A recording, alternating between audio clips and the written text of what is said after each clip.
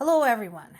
There's been another deadly attack against Ukrainian civilians, which killed 18 people that we know of right now. Remember, when we're talking about casualties, the numbers could be delayed, the numbers could be outdated because it is so difficult to get updates from the ground, especially since, the priority there is to find the wounded, to save as many people as possible, and so on and so forth, make repairs wherever possible.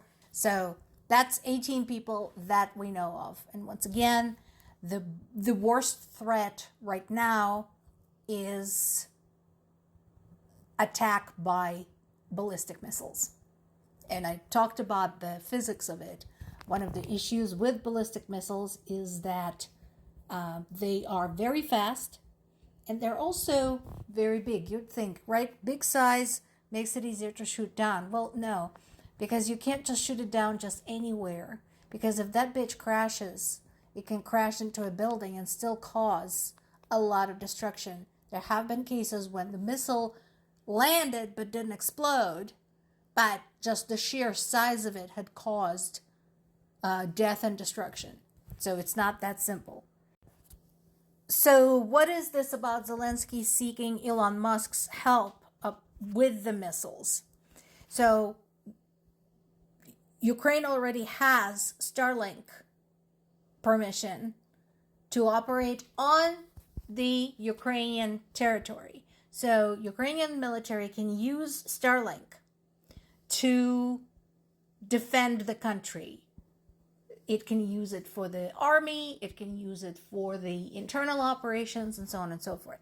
What Zelensky is asking Elon Musk is to allow him to use Starlink on the territory of Russia to strike the missile launchers. We said this before. The best missile is the one that never gets launched, and this is what they're trying to do. They're trying to launch long-distance strikes on the Russian territory, specifically against missile launchers. And that is where it gets dicey. And we all know Elon Musk to be an extremely selfish, egotistical man. So there is some question as to whether or not he will allow Ukraine to do this. That is very different than just letting Ukraine use Starlink on its own territory. And once again, this is also a very good example of how dangerous it is to have that much money and that much power focused in the hands of one man, where the lives of millions hinge upon his decision. This comes as Ukraine continues to experience severe shortage of ballistic missile interceptors, specifically for the Patriot systems. So far, they're the only ones that proved reliable for shooting down ballistic missiles. And as we know, Trump's promises to give Ukraine permission to produce their own interceptors came to nothing, nor Ukraine is able to buy anymore right now because the U.S. is entangled in Iran. Now, more. You have seen these before. I know we're getting tired of those. But there's more news about Russia's violations of NATO and EU airspace. In this case, we have two.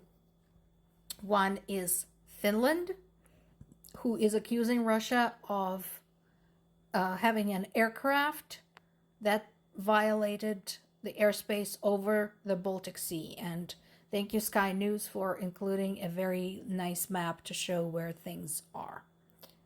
And another one, we have a Russian drone that damaged a crossing between Ukraine and Moldova. Moldova situation is a separate conversation. I've had reports on that in the past. But basically, Moldova is threatened by Russia as well. And so there is a concern in Russia about a collaboration between Moldova and Ukraine.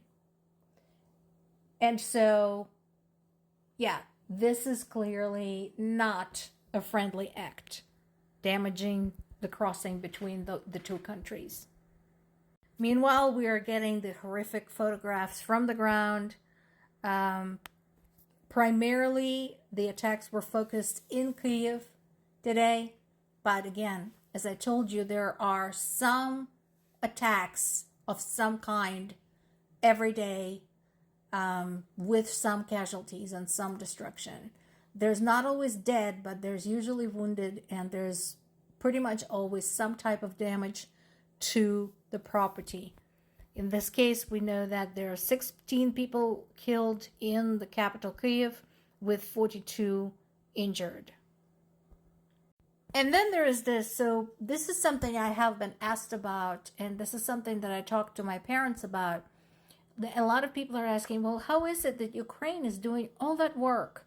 They're doing all that damage to Russia's military-industrial complex and Russian oil industry. Doesn't that count? Absolutely, it does count. Of course it counts.